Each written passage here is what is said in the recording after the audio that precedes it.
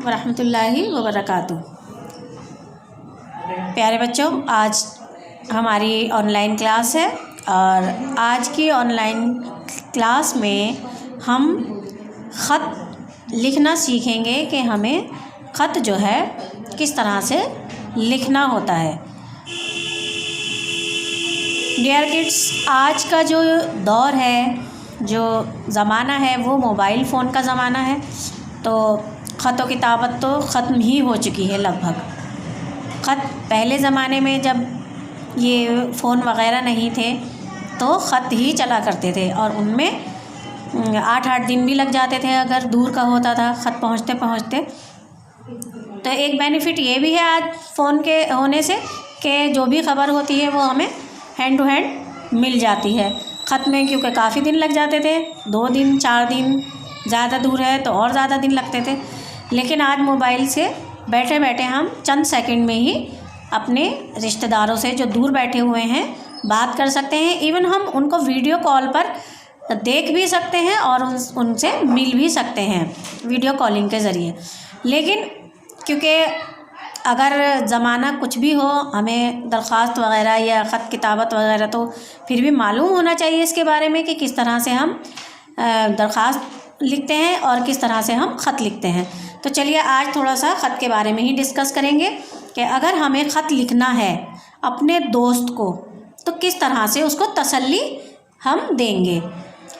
मान लीजिए हमारे दोस्त की तबीयत ख़राब है और हमें मालूम हुआ कि हमारे दोस्त की तबीयत ख़राब है, तो आज के दौर में तो हम फ़ोन से फ़ौरन ताज़ियत कर लेंगे कि हाँ भाई कैसे हो, क्या है क्या नहीं है ना। लेकिन अब अगर हमें ख़त लिखना पड़े तो हम किस तरह से लिखेंगे, तो चलिए इसी के बारे में देखते हैं कि दोस्त को तसल्ली का ख़त के किस तरह से हम तसल्ली दे सकते हैं। सबसे पहले क्या करना होता है, सबसे पहले क्योंकि हम लिख रहे हैं तो हमें अपना एड्रेस देना होगा। जहाँ से हमें ख़त लिखने में सबसे पहले ये मालूम होना चाहिए कि ख़त कहाँ से आया।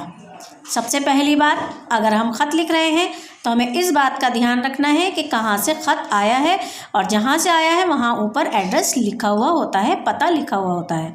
तो क्योंकि मैं सुभाष विहार से लिख रही हूँ तो मैंने यहाँ का एड्रेस लिखा है, सुभाष विहार, शुमाली गोंडा, दिल्ली 53, दिल्ली 53।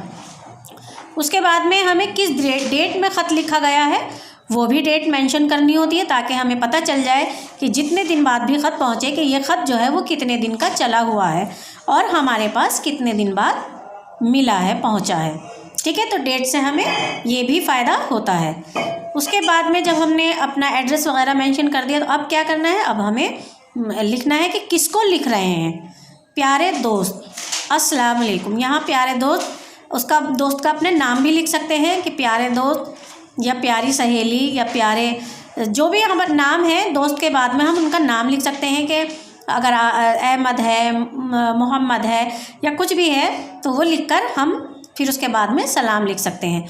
तो हम ये लिख सकते हैं, प्यारे दोस्त अहमद, अस्सलाम वालेकुम। ठीक है, लेकिन मैंने क्योंकि नाम नहीं लिखा है, सबके दोस्त अपने अलग अलग होते हैं, इसलिए मैंने नाम नहीं लिखा है।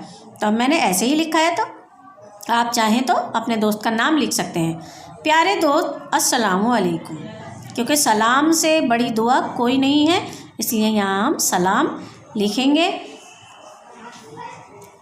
फिर उसके बाद कि आपका ख़त मिला, ये हमारा मैटर है अब अंदर का, जो हमें ख़त लिखना है। अब उस ख़त के अंदर हमें क्या लिखना है, क्या मैटर होना चाहिए, ये वो है, आपका ख़त मिला, पढ़कर दुख हुआ कि आपकी तबीयत नासाज है। नासाज का मतलब जैसे हम कहते हैं ना तबीयत ख़राब है, बीमार है, तो पढ़कर दुख हुआ कि आपकी तबीयत नासाज है। मैं अल्लाह ताला से आपकी सेहत की दुआ करूँगा, क्योंकि अगर हम किसी की सेहत की दुआ कर रहे हैं या अगर हमें किसी को कुछ अपने दोस्त को वाकई हमें बहुत मोहब्बत है अपने दोस्त से, तो हम हर वक्त अपने दोस्त के लिए, अपने रिश्तेदारों के लिए या फिर अपने वालिदैन के लिए हम हमेशा दुआ करते रहते हैं, उनकी सलामती की दुआ करते रहते हैं और उनकी सेहत तंदुरुस्ती की दुआ करते रहते हैं। तो यहीं पर कहा गया है कि मैं अल्लाह ताला से आपकी सेहत की दुआ करूँगा। लड़कियाँ करूँगी लिख सकती हैं। यहाँ पर जैसे गा है तो गा की जगह यहाँ गी कर सकती हैं। किस तरह से? इस तरह से, गा की जगह गी लिख सकती हैं। जैसे ये हो जाएगा, अब मैंने जैसे छुपा कर दिखाया आपको, करूँगा, तो यहाँ हो जाएगा करूँगी। ठीक है, तो यहाँ आप लिख सकती हैं, आपकी सेहत की दुआ करूँगा या फिर करूँगी। इंशाअल्लाह आप जल्द सेहतयाब हो जाएंगे। यानी अल्लाह ताला से दुआ की जा रही है कि अल्लाह ने चाहा। इंशाअल्लाह का मतलब होता है अल्लाह ने चाहा। अगर अल्लाह ने चाहा तो आप जल्द सेहतयाब हो जाएंगे। सेहतयाब यानी तंदुरुस्त, हेल्दी हो जाएंगे। अपना ख्याल रखना और एहतियात बरतना।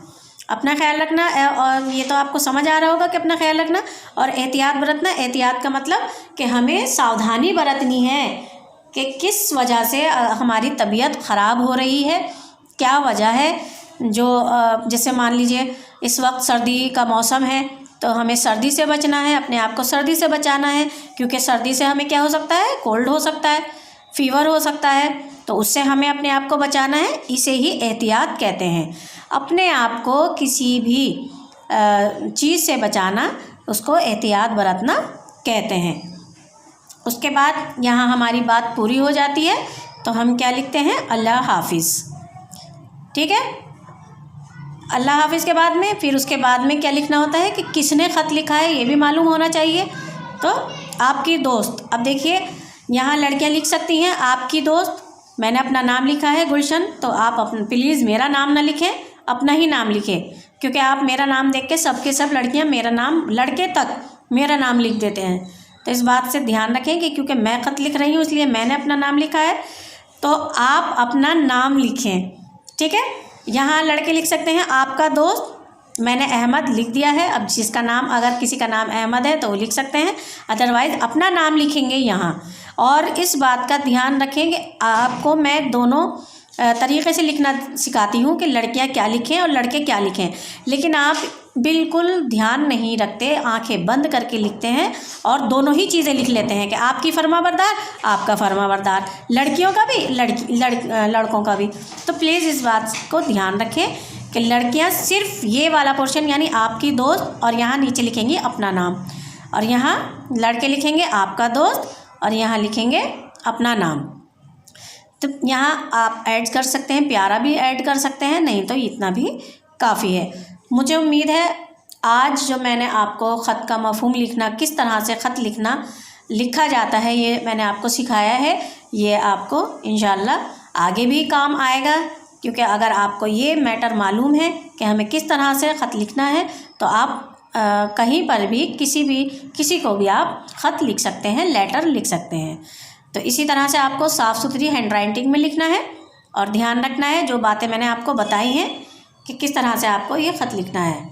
चलिए मिलते हैं नेक्स्ट वीडियो में न्यू वर्क के साथ में। तब तक के लिए अल्लाह हाफिज़, अस्सलाम वालेकुम।